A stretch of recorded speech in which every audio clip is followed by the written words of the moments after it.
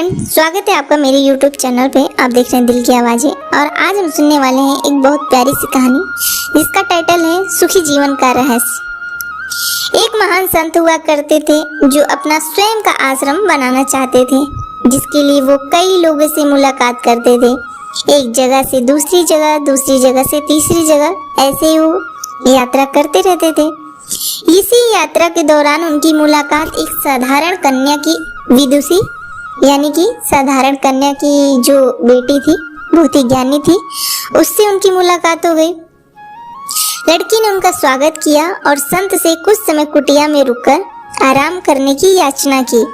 यानी कि लड़की ने संत महात्मा से कहा कि कृपया मेरी कुटिया में रुक जाएं और यहीं आराम कर लें। संत उसके मीठे व्यवहार से बहुत प्रसन्न हुए और उन्होंने उसका आग्रह स्वीकार कर लिया। विदुषी ने संत को अपने हाथों से स्वादिष्ट भोज कराया और उनके विश्राम के लिए खटिया पर एक दरी बिछा दी और खुद फर्श पर टाट बिछाकर सो गई। विदुषी को सोते ही नींद आ गई। उसके चेहरे के भाव से पता चल रहा था कि विदुषी चैन की सुखद नींद ले रही है। उधर संत को खाट पर नींद नहीं आ रही थी। उन्होंने मोटे नरम गद्दे की आदत थी जो उन्हें दान में मिला था। वो रात भर विदुषी को सोच रहे थे कि वो कैसे इस कठोर जमीन पर इतने चैन से सो सकती है। दूसरे दिन सवेरा होते ही संत ने विदुषी से पूछा, तुम कैसे इस कठोर धरा पे इतने चैन से सो रही थी? तब उसने बड़ी सरलता से उत्तर दिया, हे गुरुदेव, मेरे लिए मेरी ये छोटी सी कुटिया एक महल के समान भव्य है। इसमें मेरे श्रम की महक है।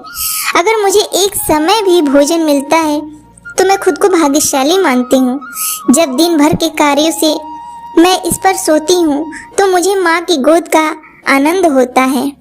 मैं दिन भर के अपने सत्कर्मों का विचार करते हुए चैन की नींद सो जाती हूँ। मुझे एहसास भी नहीं हुआ कि मैं इस कठोर धरा पर सो रही हूँ। यह सब सुनकर संत जाने लगा। तब विदुषी ने पूछा, हे गुरुवर, क्या मैं भी आपके साथ आश्रम बनाने के लिए आपके साथ धन एकत्र करने चल सकती हूँ? तब संत ने बड़ा विनम्रता से उत्तर दिया, बालिका, तुमने जो मुझे आज ज्ञान दिया है उससे मुझे पता चला कि चित्त का सुख कहाँ। अब मुझे किसी आश्रम की इच्छा नहीं रह गई। आत्म शांति एवं संतोष ही सुखी जीवन का रहस्य है। जब तक इंसान को संतोष नहीं मिलता वो जीवन की मोह माया में फंसा ही रहता है।